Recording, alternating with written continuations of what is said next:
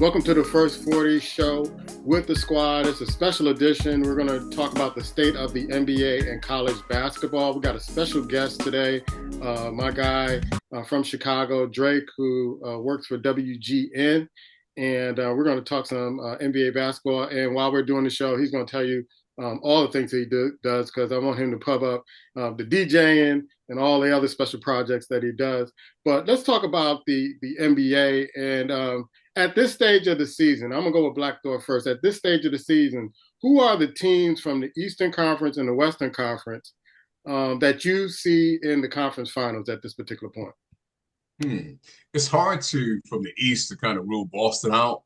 Boston basically, they kind of hit the little slump now. I think they're just a little bored for the most part, but the team is so deep to where they've done it last year and they've been kind of cooking for the past several years. But Cleveland is surprising, man. Cleveland is surprising that they basically have grown up basically right in front of our eyes. I like the fact that they're no longer just relying on Donovan Mitchell to basically come in and take over.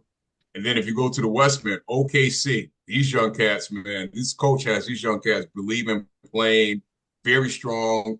For the most part, they believe in playing defense and not just about their running and gunning. And they kind of take turns, man. They're not afraid if you're hot one night, he's hot one night, we can roll with it. And quietly, you look around and you just go, strange. Houston, that coach has been there, 2 years? That team is looking pretty good, man. Quietly, nobody's talking about them, not really giving their attention because they spend so much time when it comes down to the West about the Lakers and Golden State, who's basically has-beens. And you kind of don't want to count out Denver, but I don't think Denver has the arsenal to basically go too deep. But those would be the four teams I look at, man. They're young, they're aggressive, they're playing the right, I want to say the right way, constructive way to win championships. All right, I'm gonna go to you, Drake. You're the baby of the group, and two teams from the East, two from the West that have a chance to meet up in the Western Conference and the Eastern Conference Finals. I still think it's too early in the season. We're just in January. Things can happen, injuries. But in terms of what I've seen in the last 2 months, I have to agree that, OKC and Houston are looking solid. And this is the funny thing, like with Houston, no one's talking about them. But yet they're at the very top with OKC. And I just find it amazing that they're getting absolutely no pub whatsoever. I don't even know who's on the team. That's how low key that team is. And it's just amazing that within a 2-year span since Udoka came in and became the coach, he's turned that team around just like that, because they were in the gutter. OKC, what can I say? SGA. I watched this kid play, and he's just like silky smooth, doesn't miss, takes his time, controls the tempo. He can get up and down the court if he wants to, but at the end of the day, he's unstoppable. I mean, I don't care what kind of defense that you play against him. He's going to get buckets. And the rest of that team he has good role players around him. Last year, they went far, and I don't think they were expected to go far last year. But this year, they've got that experience. In the semi-round, a lot of people had OKC favored, but they just didn't have the experience. They got the experience now. I think they may come out of the West. Yes, Denver has playoff experience. They have championship experience, but I don't know if they have the depth that they did 2 years ago. On the Eastern Conference, Boston, Cleveland are solid, but Milwaukee, I've seen them bubbling up. Their biggest problem is staying healthy. If they can stay healthy, they could be there at the end fighting against maybe Cleveland. Or you can't count out Boston because their championship pedigree, they've been there a couple of times. They know what it takes to win. And they play some of the best defense I've ever seen them play in recent years. I mean, some of the best defense. They shut teams down. So it'll be interesting. If they can stay healthy throughout the season, maybe I'm going with Boston to come out of the East. All right, Ice. I'm looking at the Western and Eastern Conference standings. You got in the Eastern Conference, you got Cleveland, you got the Celtics, you got the Knicks and the Bucks. Those are the four teams that are, the top four in the East. The Pacers are making a run at 8-2 in the last 10. In the West, you got the Thunder, you got the Rockets, you got the Grizzlies, and you got the Nuggets. And it seems like the Kings, since they made the coaching change, they've been 8-2. They're ranked number 9 right now, but they've been 8-2 in the last 10. Who are the two teams from the conferences that right now, I know that a lot of things can change. Right now, look like they're the front runners to be in the Eastern and the Western Conference Finals. Yeah, it's crazy because right now you talking to me before the All-Star game, so you just kind of reaching out to see what's what. I mean, how can you go against the Celtics, right? They won it last year. They pretty much everything intact. Less injuries are happening. When they're on, they're on. Everybody knows that. Porzingis is whatever does his job, and when they're coming together now that Tatum and Brown have finally won that championship, they feel like they're cooking. They can turn on when they want to. So that has to be solid one for me, unless there's some injuries. The other one is going to be kind of twofold in the East. I really like Cleveland. I like what Atkinson as the coach is doing. He's brought a breath of fresh air. He brought some toughness to that team because we know inside where I started Allen and Mobley, they were big, but they were just a little soft. In the same way with Mitchell was always, okay, when he gets tough, how strong are you going to be? And I think Atkinson comes up with a hardcore mentality, the way that he runs his team. You remember this is a guy that had that Brooklyn team back with D'Angelo Russell back in the day, had them going for a while with Karis LeVert that's on the Cavs right now. He has a different mentality where his toughness, his defense, and he's coming at you. And then, of course, he went out to Golden State as an assistant with Steve Kerr. So he comes back now with this opportunity. And he had a couple other jobs that he could have taken. He selected this job on purpose because a lot of people came after Atkinson. He's like, nah, I'm going to get the right job. So with that being said, that's why I think Cleveland is really strong and tough down the line. I think they really need, in order for them to be in that too, Donovan Mitchell has to step up now. It's time. Okay, you've been through a lot of stuff playoff wise. Remember back in the day when he was at Utah, he used to go back and forth with Dillard in Portland, and Portland always found a way to kind of get them out of there. It's time for him to step up and show that leadership because they have all of the pieces. They talked about making trades. I think they should stay right where they are. Because if you trade a guy like Karis LeVert, this is going to change the dynamic of that team. So I like them. But another team I'm going to throw out there, and you guys are going to like this, is depending on standing, somebody that can slide through, and I'm just going to say it, is them damn Knicks. And I hate to say it, and I'm going to tell you why. And I'm not Trying saying to get on my good side. I see on the Sunday afternoon. Listen, when I say this, I'm not saying they're going to win the conference, okay? But you take them away move them away from Boston, and let's say Milwaukee, they fall down a little bit lower. They have the ability with the big fella, Towns or whatnot, they have the ability to out-tough a lot of other teams in the West. So Cleveland is playing well, but when you get in that playoffs, it's just a different monster. So depending on where they end up, they could make a little run. They could surprise you because they are tough. They got guard play. You got the big fella Towns in there, and when they come at it, they can play. But it depends on the seeding. If the seeding is where it is, if it's different, then I'm gonna choose Cleveland and Boston. But again, the caveat is do not count out the Knicks because they got that attitude right now. They're not gonna win it. I know that. They're not gonna win it. I know that. They ain't gonna win the conference. But they got a little toughness. So Drake is a Bulls fan. Black is a Knick, like, okay, I ain't rooting for the Knicks no more because we grew up watching the Knicks. So yeah, go ahead. Yeah, I get it. I mean, and the Bulls did their little thing, and I think they got a little. They need to get rid of the ball, but that's for another time. Another one, Levine. But that's another word, another story.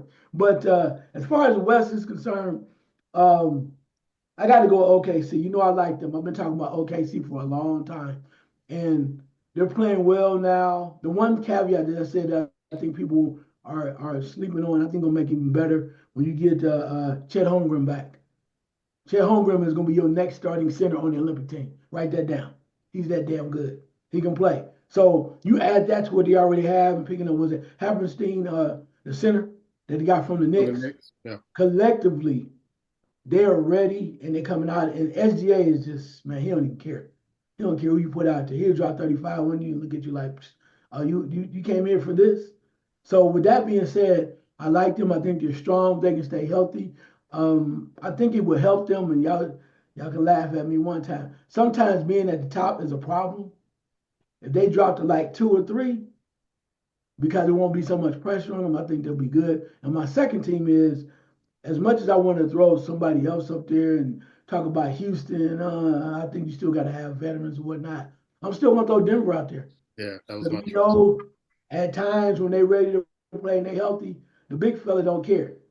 If you're not ready, he gonna do what he does with you, and he gets other guys going along. I think they're solid. The problem I think they do have is with the depth, and I think that when they have won it, it's been the depth, it's been the bench that has really helped them along the way. From the standpoint of you had guys that were on expiring contracts or they're trying to get new money, so they played above their heads. The Browns of the world, guys like that, played to get their money, and they really played real hard. So I'm still gonna go there, but I know another team y'all gonna laugh because y'all said they ain't no good.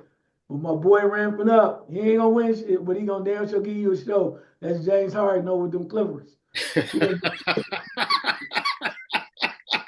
You have me he there. gonna give you a show. I know I've been burnt 800 times. They not gonna win it. But he's crazy, and he gonna give you a little show. But but no, on the serious tip, I'm gonna go OKC in Denver just because of the fact that they are, they're coming up and they're playing strong. And like I said, Denver has that experience, and OKC is just this close. I'm excited because I think Chet Holmgren he's traveling with the team again. He's been out for a long time, so he's traveling with the team. He's getting healthier, and I think Hammerstein is out right now. But if they come together, it's a matchup nightmare all across the board on that team.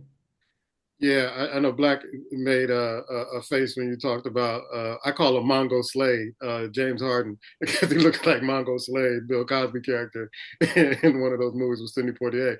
But my teams are, I got to go with OKC, but I was going with Denver too. With an honorable mention, Houston, they're playing really well. Nobody's talking about Memphis. They're, I think, number 3. But in the East, if they get Ja back and they get that solidified, I think they can make some noise. Not really worried about the Lakers unless Golden State makes some changes. I'm not worried about them. I'm not worried about the other teams, Dallas, which they can make a run, but not really worried about them. On the East, I got to go with Cleveland. They're hot. They seem like they're ready. How can you not go with Boston? And then I'm looking at Milwaukee making a run towards the end of the season, figuring it out. But I don't think they'll win anything because of Doc Rivers, to be perfectly honest. Black, you got any comments on it? And I'll go around the group before we go to our next topic. No, I just think sometimes, man, I think this is part of the NBA mystique. We keep trying to relay on old what we've seen before. We're not looking at what's currently happening. I understand that sometimes with Houston, as Drake said, we don't know some of the players, man. But come on, I'm a big Denver fan. I like them too, but I just don't see them making the grind for the playoff series. I just don't. I don't think they have enough there. And I hear what Brother Ice was saying about New York Knicks. Come on, man. We know Big Cat. We know Big Cat. When it start biting, he's going to show you just how much a cat he is. He's going to run and hide. So I just don't get it. I do think Milwaukee can toughen up a little bit. I don't think they'll have enough to kind of ride. But I think it's time where we start to open our eyes, man, and start to look at some of these other players, younger teams that are really, because we kind of think because they don't have the experience, you're ready to discount them. But a lot of times, man, they can prove us wrong. So I'm going to ride with the younger guns, man. I think the NBA need a change. I think they're the influx. They need a change. They need some young talent out there doing some things. And as much as I love Denver, I don't think they can hang. As much as I like the Greek Freak, I think he had his moment for the time being. So I just think that there's going to be some young guns and they're going to playoff time come around, open our eyes, and we'll see something different. Drake, any response? And Black, let it go. You always tell me, let it go. Let it go with the Knicks, man. Let it go. It's a new day, man. It's a new day. I know what I see. I'm just saying. I know what I see. Drake? Might be a new day, but same dumb move the Knicks are making. That's what I'm going to say. All I can say is I'm not much of a Knicks fan, and the reason mainly is because whenever I come across New York people or Knicks fans, they're bananas. Yankee fans, Cowboy fans, Laker fans, they're all delusional fans to me. And I always discount anything, especially coming out of New York. because it's a lot of hype. It's hype, hype, hype, hype. It's just New York is just hype. Yeah, New York's gonna have to show me something for me to be like, yeah, the Knicks. Yeah, nah, I ain't feeling that. I'm not feeling that at all. Cleveland's looking good, but I don't know if they have the experience. Boston may be the favorite coming out the East this year for me, and that's just what it is. They stay healthy. They play smothering defense. They got guys that can score, and I love that they have a man, the point guard. He won the championship Holiday. with the Bucks. What's his name? Holiday. Holiday. Yeah, Holiday. Yeah, Holiday. Yep, yeah. yep. If he can stay healthy, he can really anchor that backcourt and shut down anybody they'll go up against. So that's why I'm thinking Boston will come out of the East. The West, I like Denver. I like when they won the championship. I just don't know if they have the depth and if they can stay healthy. That's why OKC, it may be their time. It may be their time. And like you said, they could be a matchup problem. I don't think, I don't see anybody really challenging them, you know? I like Phoenix, but they just don't have any depth and they're inconsistent. Luka's out and Dallas is struggling. You know, and if he can't stay healthy, Dallas is not a threat at all. Yeah, I didn't see where they made any too. He doesn't play improvements defense either. Yeah. And that's what I was gonna say. I don't see where they made any improvement where they got better defensively because they didn't have an answer to counter what Boston was doing against them in the finals. And I didn't see anything special about them this year. So yeah, Houston, Young Guns, OKC. I'm leaning with OKC right now. All right. Ice, finish up this topic so we can get to the next one. I'm gonna go to the bottom, right? Because I mean, we already talk about 1 and 2 or whatever, but I'm gonna go to the bottom because it's a team I've been watching, and I was like, nah, they can't be that good. And then I watched them again. I was like, oh, okay, and I started looking at the numbers, and the team I'm talking about, not saying won it all, but they can cause some problems. And when it comes down to the bottom of the order, cards, the wild card, and the teams that are moving up in those playing games and whatnot, and that's the Detroit Pistons, man. Detroit Pistons are young. They got some players. The big boy, you remember Duran that played for Memphis, is the center on that team, and they got Cunningham. They don't care. They play hard. They play strong. They got a lot of athletes on the team. They got people coming off the bench. Hardaway Jr. is on that squad too now. They picked him up. They're playing hard, and right now they're sitting at the eighth slot. So if they play, they seventh. I think it's the Magic. They can beat the Magic. Magic lost one of the Wagner boys, so they can do that. And then 9 and 10 is the Heat, and we know the Heat is all discombobulated. And then there are those lovely Chicago Bulls at number 10. So we know from the standpoint of what Detroit does, they play real hard. They're athletic as hell. They come after you and they go get it. There was a game they played the other night against Phoenix, and Phoenix beat them. But they gave them all that they wanted. Durant had 38, of course, but I think it's going to, over time, it's going to be a team that you need to watch out. As long as they don't do nothing stupid and, as they have in the past, keep trading people too much. Right now, they're in a good place. You know, they got lucky by getting Cade Cunningham when he was a rookie and putting through all that mess of like 3 years of just madness. So hell, now they got a little bit, he like flowing because he been through the BS. So when you go through something and you finally get through to the other side, you're like, well, hell, I'm flowing now because I've been through the mess. And they're a solid team. So I like them.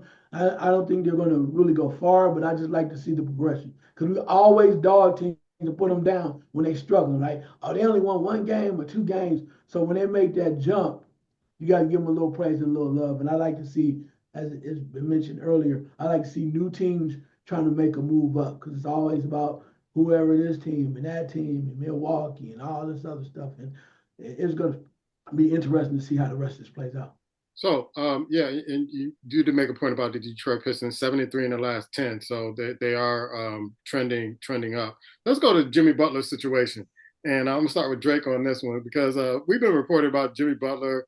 Pat Riley came out and said, we're not trading anybody. Then they suspend Jimmy Butler. Jimmy Butler in a tweet or something says, I'm back. And so I think Jimmy Butler has really kind of figured out that really nobody wants him. He's 35 years old. You can't ask for a max contract anymore. He's a former Bulls player. I think he tore his drawers with a lot of teams and coaches. And I don't know if people want to play with him anymore. And he's probably going to be stuck with Miami for this season. I don't know who's out in the market who wants a Jimmy Butler kind of messing up the culture of their team. Drake, your thoughts on the Jimmy Butler situation? Well, rumor has it that Indiana might be interested. So, Hmm. um, but other than that, yeah, he wants a max contract at 35, and you're not top five. You know, you're not a top five player. Does he deserve the money? Of course, he deserves something close to that money, but I don't think he deserves to be top. And he might be the best player on Miami's team right now. So you got to treat him like, yeah, you are the star of the team, you are the leader of the team, but at the same time, with your bad attitude, you're messing up the chemistry. And it's gotten to a point where the players now are starting to say, hey, we're good without Jimmy. You know, meaning good, like we don't need the extra. So we can continue moving in the direction we're moving in. He doesn't have to be there. But I saw that he was back. He scored like 18 points. Is Miami good enough to get back to the finals? Are they going to be a threat in the playoffs? They might make the playoffs, maybe. But at the end of the day, they're not like they were 2 years ago when they surprised everybody, got back to the finals. And, I think they played Denver in 5 games, 5 or 6 games. And then before that, they played in the bubble against the Lakers. That was another surprise situation. And, Jimmy Butler led both of those teams. But yeah, it might be his time to, once again, make another move. And Indiana's trending up too. And they probably could use his athleticism. Leadership, I don't know. But Okay. definitely his talent. Okay. So.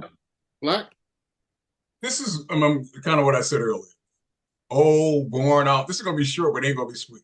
Oh, worn out. Nobody wants you. You think you're better than you are. You don't burn bridges. Come on, it's detrimental to the league, man. If you talk about Jimmy Butler, bro, you got young, great players out there. You got a cat in San Antonio nobody's talking about.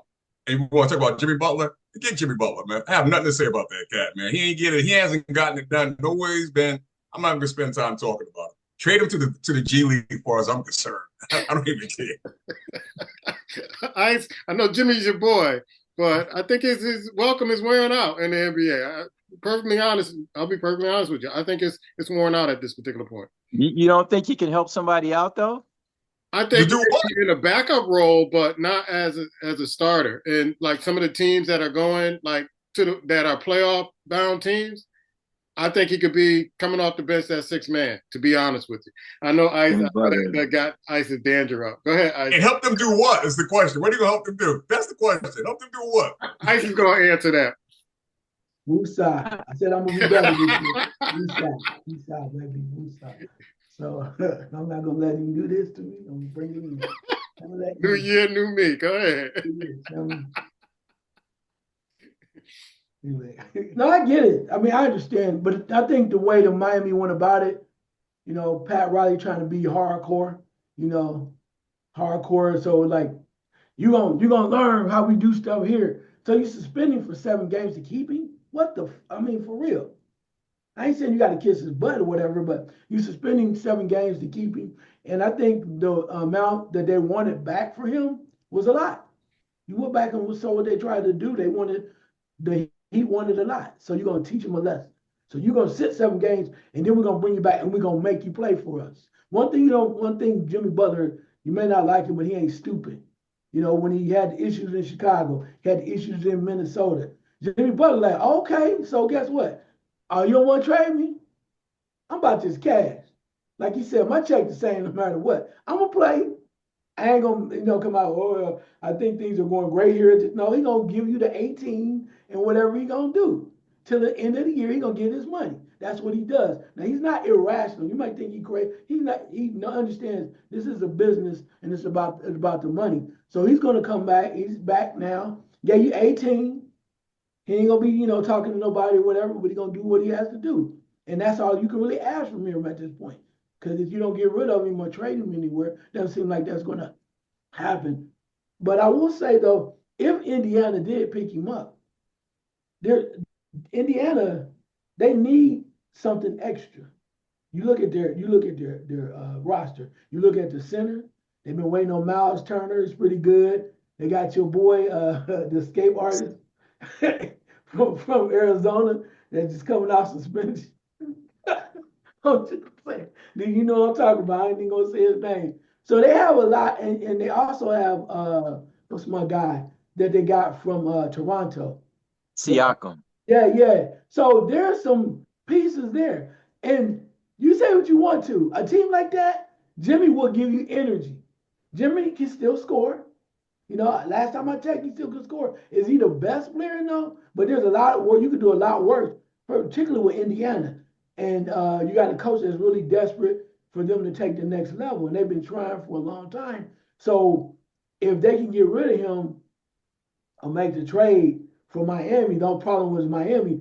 They're going to want so much. Miami's going to want your boy. They're going to want a lot back.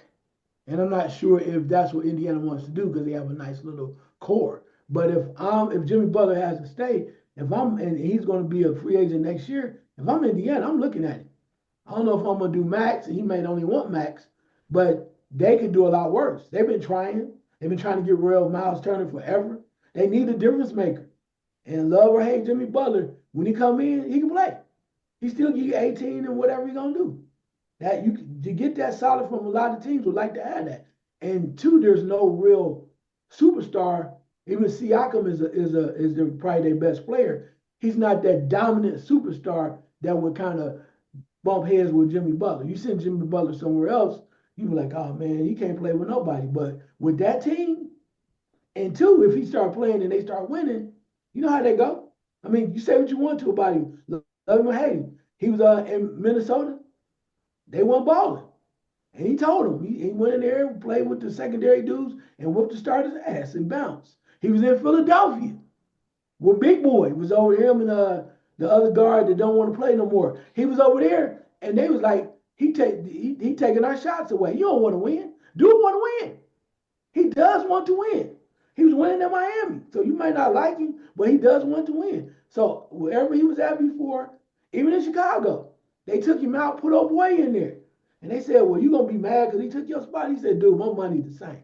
What y'all want me to do? I'll be the 12th man or I'll be the first man. That's how he is. So I don't know. I just think he still got something left. Depends on the right team. I ain't saying he's still a superstar, but I think he can help somebody. Yeah, we're gonna do a whole nother show on Embiid and Philadelphia and how that just blew up. Um, that's a whole nother show. But let's get to the next topic about does the NBA appeal to you? I'll go to Ice first. Does it appeal to you anymore? Because I know when I was coming up and me and Mark came up, we couldn't wait to watch the NBA on TV. It was a game coming on, and I know Channel 11 used to have the Knicks on. We didn't care who they played. We wanted to watch, be in front of the TV and watch. On Friday nights, they used to have the pre-recorded games. We would watch at 11:30. But now it's like NBA games on. Like, I'd rather watch something else. I know what my opinion is. Ice, does the NBA appeal to you? Why or why not? It does not like that, because of the factor that it's just like they're just going through the motions. They don't in the regular season doesn't matter. Does it appeal to me? It will in the playoffs because like anything else, I can watch playoff hockey. It means something. So guys are going to really give a better effort. But during the regular season, you kind of like it seems like they're going through the motion and no one cares. But when you look from the other standpoint of how we grew up, how I grew up, standpoint, I was looking at something the other day where Gus Williams passed, right? Right. I remember watching Take You Late Supersonic with DJ, a young DJ, Dennis Johnson, and Gus Williams. He was like, damn, they was balling. That's how we learned about basketball. And that also was the point where we got introduced to Magic and Bird, who changed basketball. So we're used to a certain criteria of how you play basketball. People getting punched in the face from the standpoint of Kurt Rambis being thrown to the ground, but the bad boys, it's the whole nine of Philadelphia, Dr. J fighting people on the Lakers. Choking out Larry Bird. It was physical. Yeah, throwing punches, Bird and Dr. J fighting. Dude, it was real. Now they'd be like, oh, did I touch you? I'm sorry. Are you okay? Out of here. That ain't basketball. So we grew up with a certain different mindset. So that's why I think it bothers me now. Not saying it has to be so physical, but it almost seems like some of the players during the regular season are too damn entitled, right? I mean, it's like you remember certain things coming up where Karl Malone caught Isaiah Thomas with an elbow and split him across his head, 50 stitches, bro. It was real then. You know, everybody like, oh, I gotta hang me out. No, it was physical. So I think that has a lot to do with it. So I would say I'm not interested until the playoffs. Drake, you and I had a conversation yesterday about if the NBA goes back to the original rules of basketball, I'd be interested. But when you let guys travel, you let guys kind of how can LeBron go through a 48-minute game and get his first foul in the fourth quarter? It's like they're at preferential treatment to star players, and all the players aren't playing on an even playing field, and it's kind of soured my taste for the NBA. I'd rather watch college. At least they go by the original rules. Your thoughts?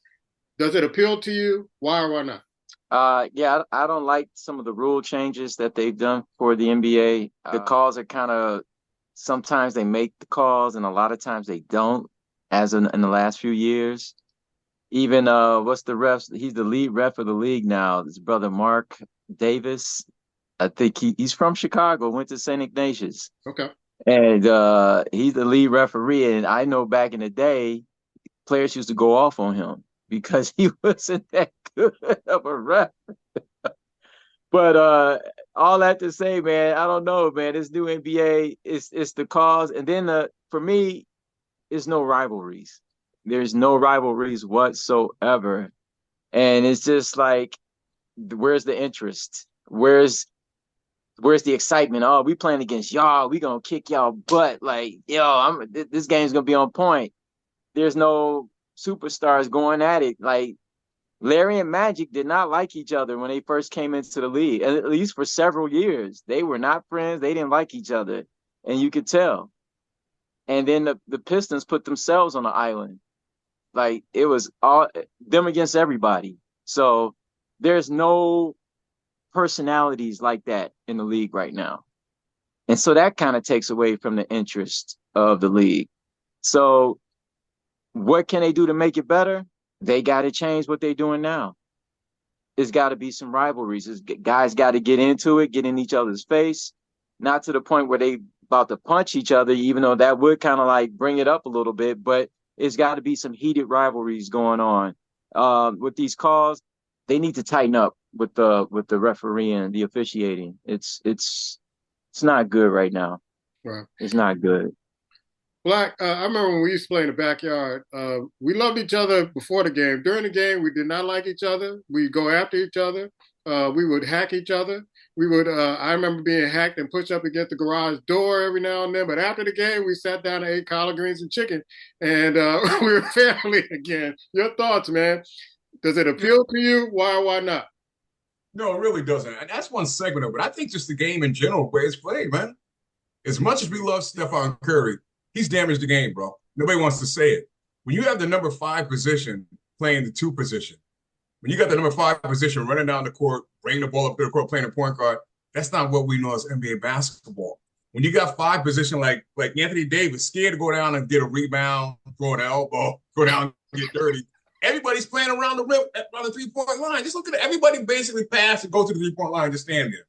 Nobody cuts. Nobody goes back door. Nobody sets the screen. And if they do, it's just 3 people, 2 people, and everybody's still on.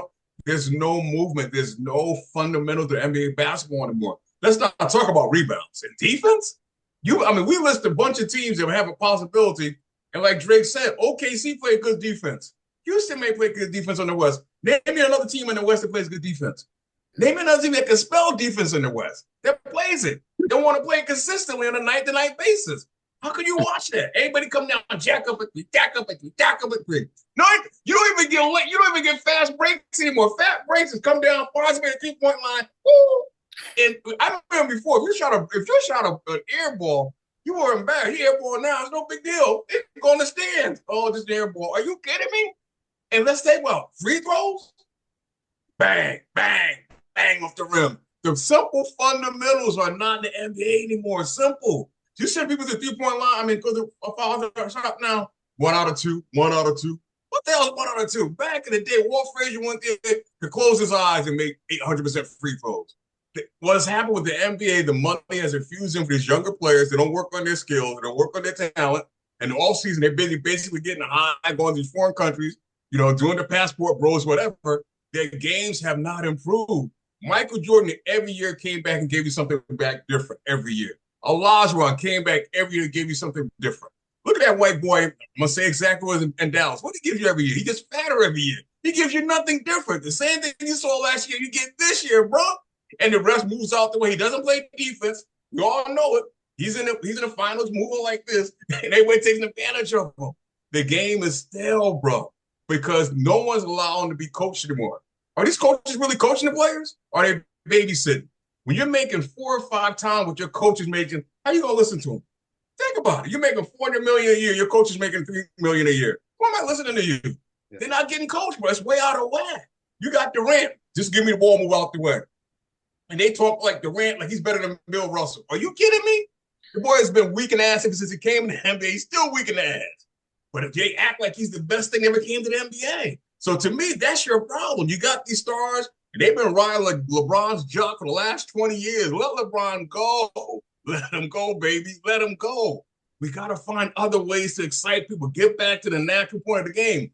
I'm going to say one player that's been out there. He doesn't get the name of the record he deserves. The fundamental, San Antonio. Remember him?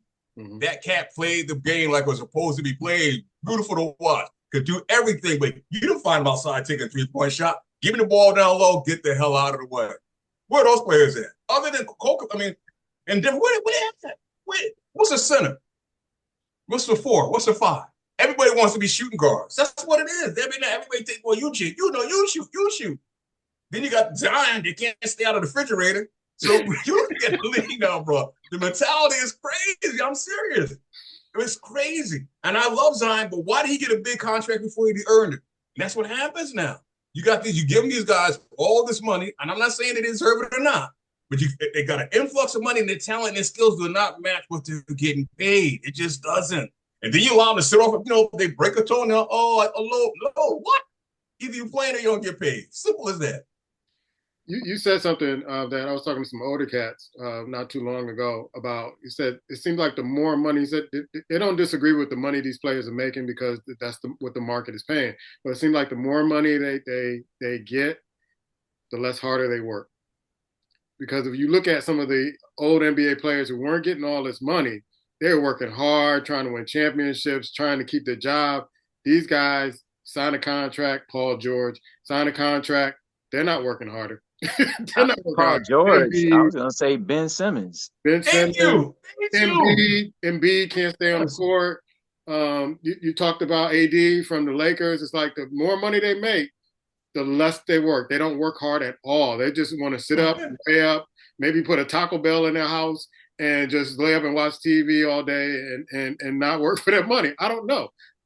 So when I'm talking to older cats who, followed the NBA for a long time, a lot of the older cats, the game has gotten away from them. They were trying to attract the younger group.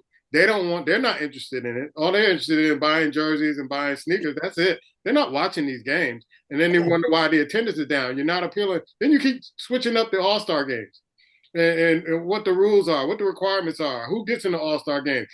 Have you pick your own teams? It's like, what the hell are you doing? And so the NBA just looks like it's not focused. I just started off the state of the NBA. Give me one sentence of the state of the NBA before we go to college basketball. Go to you, Ice. One sentence. The state of the NBA. State of the NBA, not good until the playoffs. Drake? One word. Sorry. Damn. Sorry. Are they apologizing or that's the product? The product is sorry. It's the product is sorry, man. It's like there's no appeal, man. Like you said, not until the playoffs. Even All-Star weekend is a spectacle, but I haven't watched the last 2 All-Star games because it's just there's no enthusiasm. There's no competitiveness. Like I've been watching the old All-Star games on YouTube. And I can see the intensity amongst the players because they all know they're all good, great players, and they want to have this rivalry thing. There's no, like I said, there's no rivalry. There's no intensity. Everybody's coming across half court now, jacking up threes. And then occasionally we'll get an alley-oop or whatever. But in terms of like a half court set, in terms of somebody playing defense and trying to stop somebody, that's non-existent. I remember when the All-Star game was in Chicago, people weren't talking about going to the games. They were talking about going to the after parties and the parties during that weekend and who's going to be where. The game was secondary. That probably was the last competitive All-Star game because of how they had the rules, which Chris Paul had came up with in the fourth quarter. The first one to reach a certain amount of points, like if it was 140, they set it at 140 based on what they did the first three quarters. They said if the first team to reach 140 wins the game, or unless time runs out, before the 12 minutes. And it got really intense and it tightened up in the fourth quarter. And teams are really trying to score that last bucket to win the game. So they made it kind of like playground rules. Yeah, that was a great ending to that game. Chicago was the last good All-Star weekend. Black? Delusional, bro. It's just delusional. It's all it is, bro. It's a big bunch of delusionality. That's all it is, delusion. You want to see some things, and I'm gonna sound like a broken record. Keep hanging on to old stuff, and I love him as a coach. Why is Popovich still coaching, bro? Why? Think about that for a second. He got a young gun that can't be in the league for 2 years. He needs to be coached by someone else. And I love Pop. Why is he still there? Realistically, why are they still talking about LeBron all day, all the time, whatever the case may be? Let's get real. When you bring this sonny that can't play, you don't care about the game. You care about the spectacle. That's what it is. It's a spectacle. It's not a game anymore. I remember when that commercial promos come out, the NBA is fantastic. I think the new line, not so much. Not so much. Real quick, and I know this is 100 years ago, but there was an All-Star game in Los Angeles. I think it was like 70, 71 or 71, 72. And Bill Russell was like a commentator. And you had cats like Artist Gilmore, Bob Lanier, Cowens, and cats like that going at one another. And they was going that so hardcore. This is how old this was. Jalen Rose's daddy, Jimmy Walker, was in that game. And it was like elbows and the pads and everything. They was knocking folks out and down, but they played hard because it was about respect. It was about, you had pride. And you wasn't going to let nobody come in and outdo you. Them dudes came in, they was blocking shots and pushing each other. It was crazy. So we won't have that anymore because of the money made it different. But that's the stuff that we grew up on, the standpoint of that you enjoyed. Because, they was giving their effort. When now everybody's so whatever, everything is cool about smoking weed. Dudes just be in the locker room smoking cigarettes and come out for the second half. Maurice Lucas, some hardcore dudes, man. They was hardcore. Yeah. Smoking cigarettes was real. Yeah, and they come out after halftime and play the second half. Damn.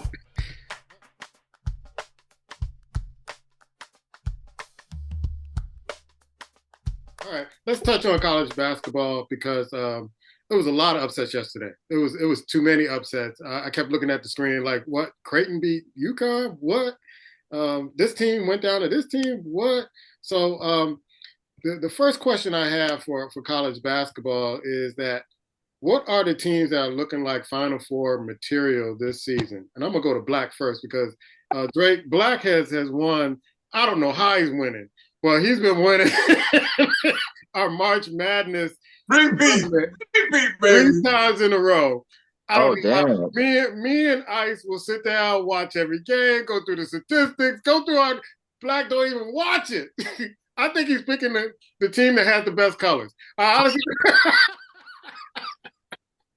I've seen people win like that. Yep. Don't hate the way things are done. Colors. Like they said, don't hate the player, just hate the game. It's the game, baby. I do pay attention to the game, not necessarily the school. I didn't get a chance to watch many college basketball because the pros are kind of going on watch. So I'm gonna yield my time to brother Ice because Ice. Hell no. I ain't got nothing to say then. Hell to the no. You ain't said not 1, 2 teams. Hell no. I watched UConn go down. I know Drake said this a little earlier about the pros. And I kind of feel this way about college basketball. You got some teams right now knock each other off, knock each other off. But when February comes, when early February comes, to me, that's when college basketball really kind of settles in. You start to see the fakers, you start to see the unfakers. Because at this point now, yeah, UConn goes down, UConn will be better. And I'm not gonna say I think they're gonna win it all this year, but time March come around, UConn will be better. And we see Creighton do this every year. They knock off somebody, knock off this team. We go, wow. And then when March comes, you can't find Creighton. You can't find them. So I'm not that impressed with their win over UConn now because UConn will start to build. Kansas is another team. They lost recently. They're going to start to build. So some of these teams that are basically losing now, they're going to learn from their losses. Now, I'm giving you guys the path how to win. I'm telling you this now. I don't usually share my secrets. But pay attention to the teams as the start to anywhere January, February start to kind of roll in because that's when these coaches really start to horn in what they're trying to get to their team to do, and you start to see better basketball. All right, I'll go next, and then I'll go to Drake, and then I'll go back to Ice. 4 teams, I put another team in there. I'm really liking Alabama. Alabama seems like the team in the SEC that's really strong. I don't really trust Tennessee, especially when Connect went to the Lakers, which I hated, and so he's not there anymore. I'm looking at Kansas also. I don't know if I trust Auburn at this particular point because they're number 1 right now. I mean, they've been playing some close games. I think they play Tennessee next Saturday. I'm not really sure if Auburn can really kind of go through the gauntlet of the SEC unscathed. And I hate to say this, but Duke is really kind of turning around in my mind for me with the freshmen there. But I don't think anybody in the ACC can really beat them. I think they'll be a really high seed if they're not the number 1 seed. They're already pushing them because Iowa State lost yesterday. I think Duke is going to be either number 1 or number 2 based on how the folks that do the polls looked at Auburn's win, which wasn't really strong yesterday. And you might see Duke as number 1. And I'm going to give you another team that I think might be in it out of the Big Ten. I know Ice likes Michigan, but I like Michigan State. I think they just beat Illinois.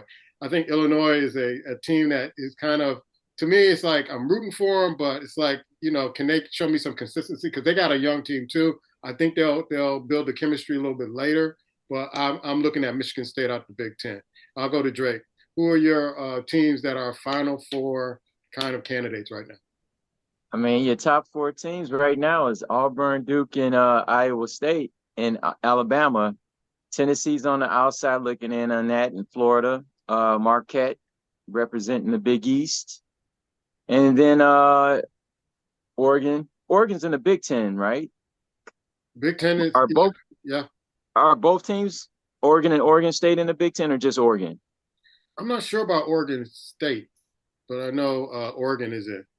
Okay. And then you got the typical Kansas and Kentucky's to round out your top 10. So I don't even look to Kansas and Kentucky and the North Carolinas and all that. All that big school is over.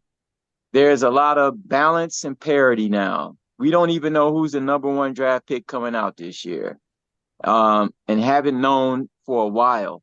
So there's a lot of, like I said, parity in college basketball. The G League is probably responsible for that too. Too early to say. I mean, we're just in January. Things start shaping up into February. People get hot at certain points of the season and they stay hot or they fall off. Right now, Duke is looking good. They got talent. And John Shire is from Chicago area, so he's holding it down.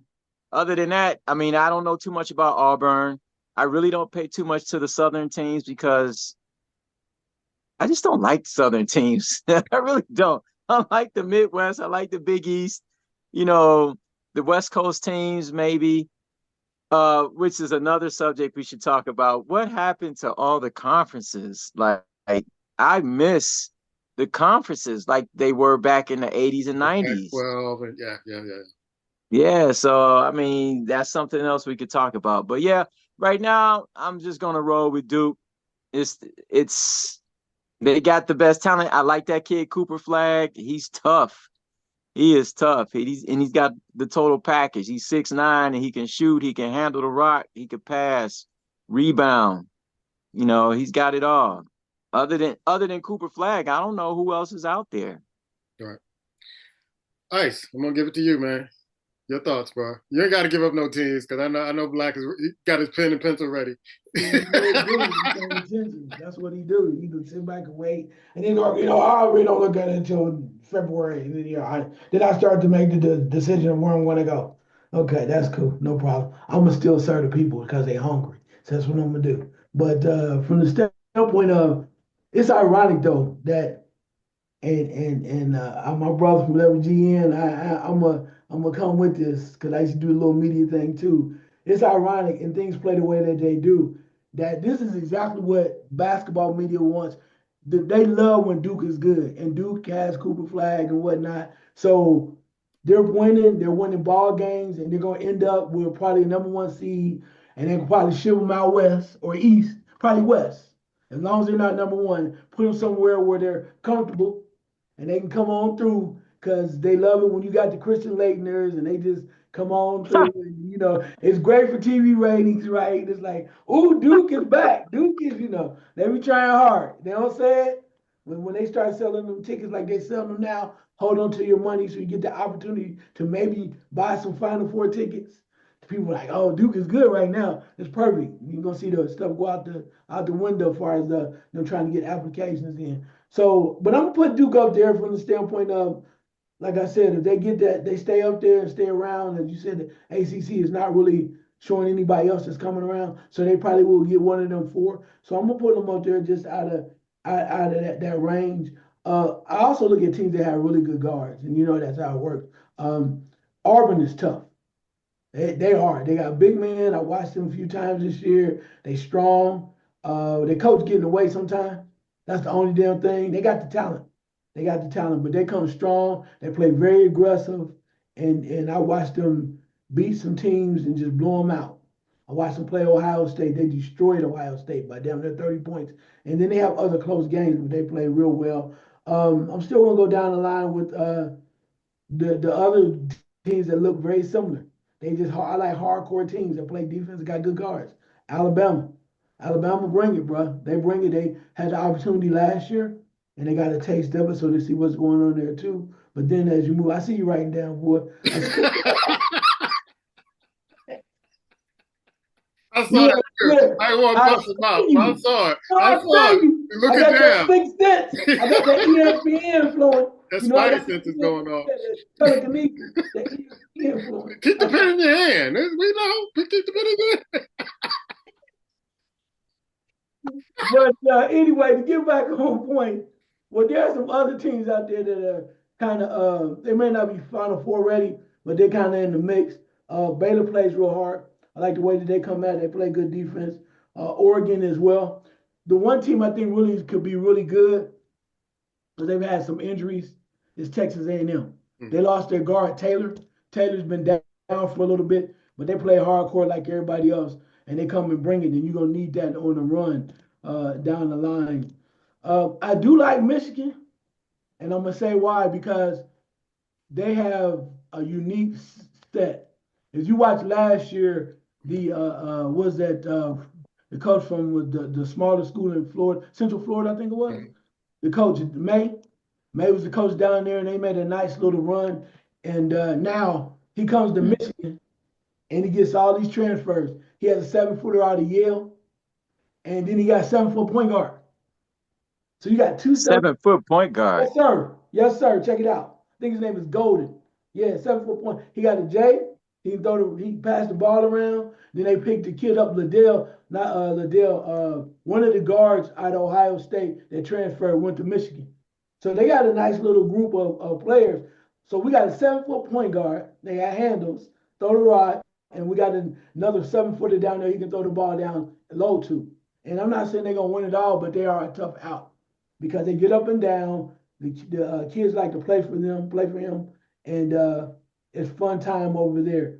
So that being said, you mentioned Michigan State too, Tennessee, Oregon I mentioned. And even though they don't play the strongest, early on in the tournament they can cause some problems because they do have talent. When they do play to their potential, it's Kentucky.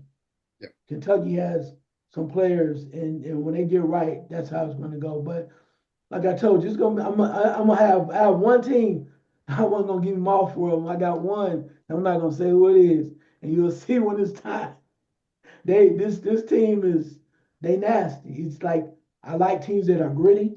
They play hard. They play defense. So even if that means that your shots are not going, so you're not hitting those threes or your shots are not falling. If you play defense and you grab rebounds, you can still win big game, close games. And that's the teams I'm looking for in the tournament. All right. I'm going to give you a couple of my dark horse teams, and then we're going to go to Drake about DePaul because DePaul's playing pretty good. And then I'm going to go around. My two dark horse teams that I'm selecting that could do some damage in the tournament, not win it all, but do some damage, is Memphis. They're ranked, but another team that's not ranked, Arizona. I think that when it comes down to tournament time, these are the two teams that may cause damage. Drake, your two dark horse teams that could cause some damage in the tournament. I'm biased, man. I'm real I know who biased. you're gonna go with. I know who you're gonna go with. Of course. Because they actually seem to have a good balanced team. I thought the team was going to be wrecked after this last season, but I'm talking about Illinois. I think Illinois might be a team. They're number 20 or 18 right Yeah, they're now, number something like 19 that. right now. Yeah. Oh, okay. So they could get hot. That's a team that could get hot if they can develop good chemistry and go through this Big Ten season, January, February. Yeah, they could be a threat in come March Madness time. And I'm not saying nothing. I could be blowing smoke. I don't know, but I kind of got a good feeling about Illinois that they could do something. The other dark horse team, I usually think a smaller school will sneak in and upset some teams and maybe make it to the Elite Eight. But who that is, I don't know. Okay. So I'm just going to leave a question mark for that. All right. Black, two dark horse teams if you had to pick them. Close my eyes. I'm not considered Swami. I'm not considered dark horse, bro. I like Alabama, man. I think Alabama can make some noise. And I'm going to say this, man. I know I'm from the Northeast. UConn. They may not look like they have it together right now, bro. But give them some time. Give them some time. They may not be your jet black dark horse. Wesley Snipes kind of black dark horse. But they got some darkness on. UConn is over. That 2-year run is done, son. You might be right. We're picking dark horse. Dark horse. Yeah. I'm not gonna be like Puma, pick like Appalachian State or somewhere like that. I am the West Coast correspondent of the crew. I do watch the West Coast game. I'm going to leave with you with the two dark horse teams. Well, I said one, Michigan. I think Michigan has the way that they play. They can get up and down. They have size and they really have enjoyed playing with one another. I'll give you two other ones. I think Oregon. I like the way Oregon play. They play a nice little pace. They can speed you up or they can slow you down and play defense. And the other team that I really like, even though they're kind of up in the middle of the pack, if you will, I think can make a run because they play all on that level. Is Texas A&M with Taylor. Taylor come back, they just a different squad because he leads the team and they move forward and they got size.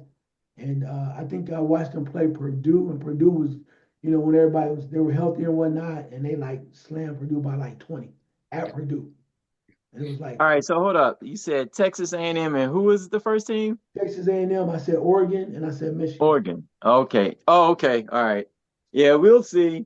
Okay, that's cool. It's all good. Look, you ought to join the pool now. Since you you got to join the pool now, bro. No thanks. It might be a ringer. You got some inside tips. You got to put your money up, baby.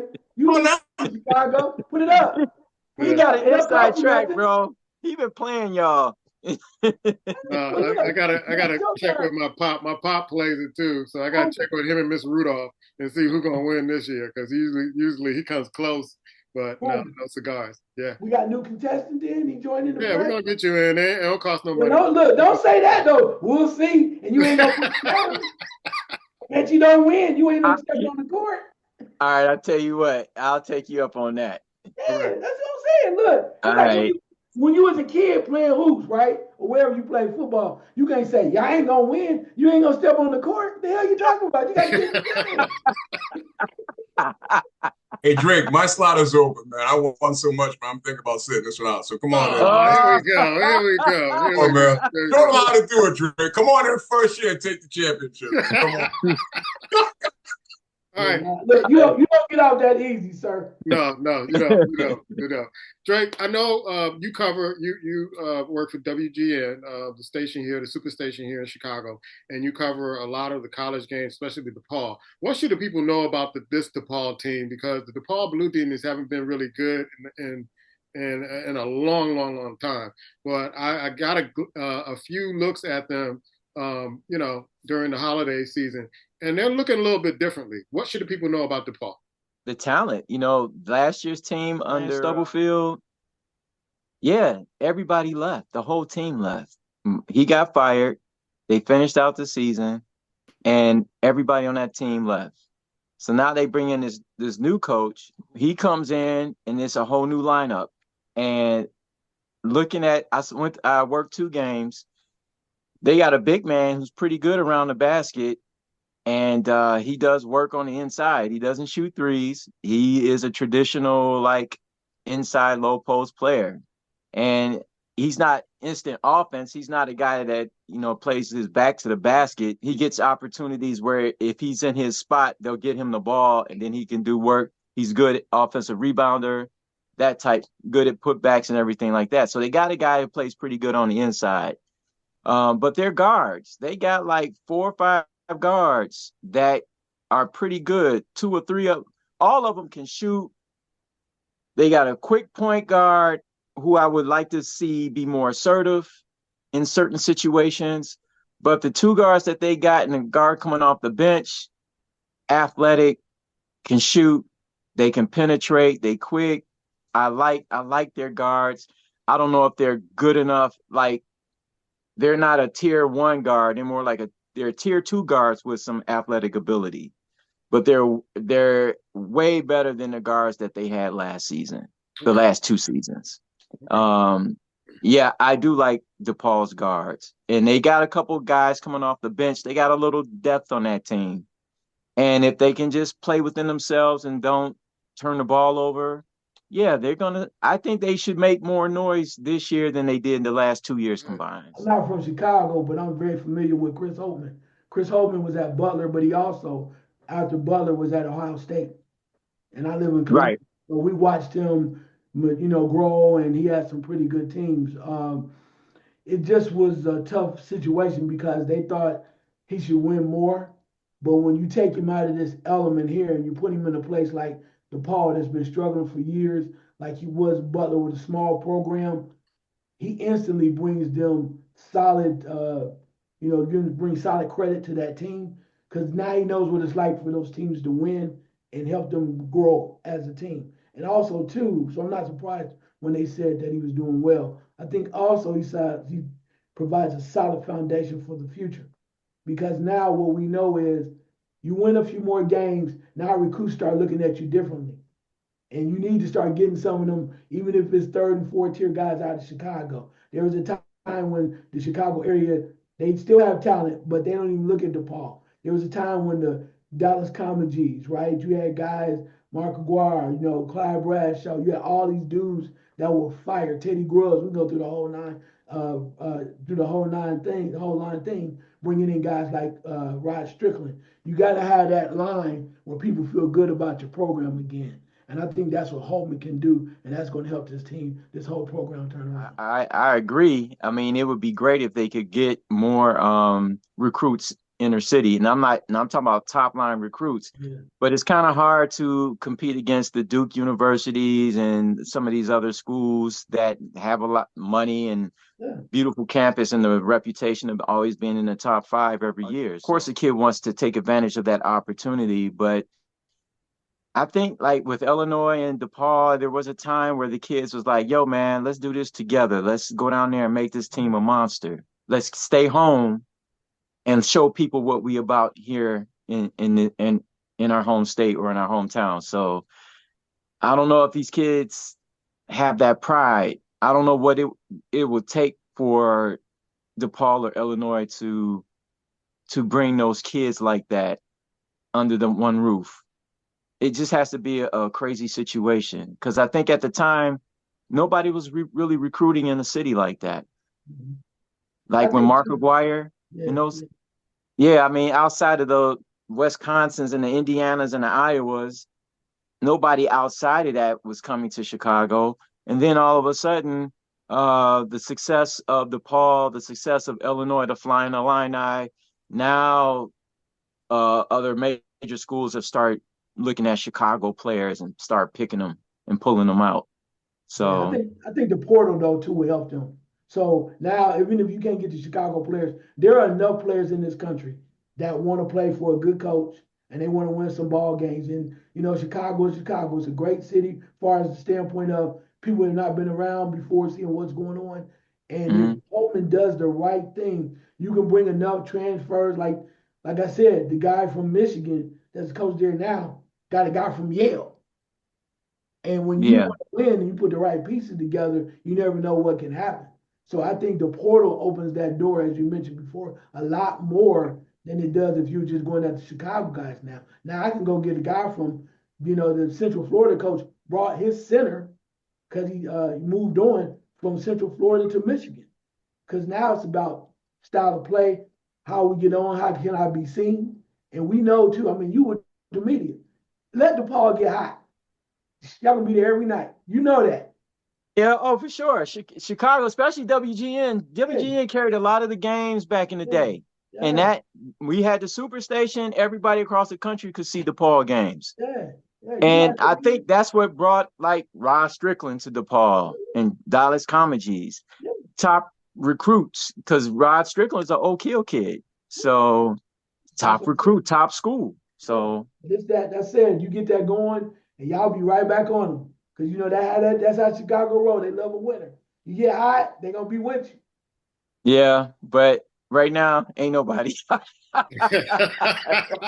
Look, Drake, Not nobody is yeah, hot like yeah, it's a sad state. After the Bears, people are trying to forget the Bears season, the Bulls, Cubs, and especially these White Sox. But Drake, before you get out of here, I want you to give information because I know you DJ on Twitch. I know you DJ like all over the country, in Japan, different places. Give people an idea where they can find you. so based here in Chicago, try to have a monthly somewhere. And lately our monthly has been at Maria's in Bridgeport every last Saturday. We'll do other little pop-ups around town, but our social media will reveal where we're playing. You could go on resident advisor dot is it .org? Resident Advisor. They're that's a site that people list their events, any city, any state, any country. So whatever you got going on, you go on Resident Advisor. But you can also go on Facebook. We have a Facebook group page called Excursions, which is the name of our brand. And if you see that brand and you see two African guys on the brand, then yeah, that's us. We still are kind of underground. People still don't know who we are, and we're just trying to get out here a little bit more. Got music out on our Bandcamp page. If you go to our Bandcamp, Excursions 312, you can check out some of the tracks we have listed on there. We do a big annual party in Detroit every Memorial Day weekend, after party, because it's a festival that they do called Movement, and it's one of the top festivals in the country. It's probably the top festival in the country for electronic dance music. So, but yeah, that's it. All right, man. Appreciate you hanging out with us on a Sunday afternoon. Yeah, now I got to run out here and go to work. All right, man. All right. We'll catch you all next time. Have a happy holiday. Peace, guys. Peace.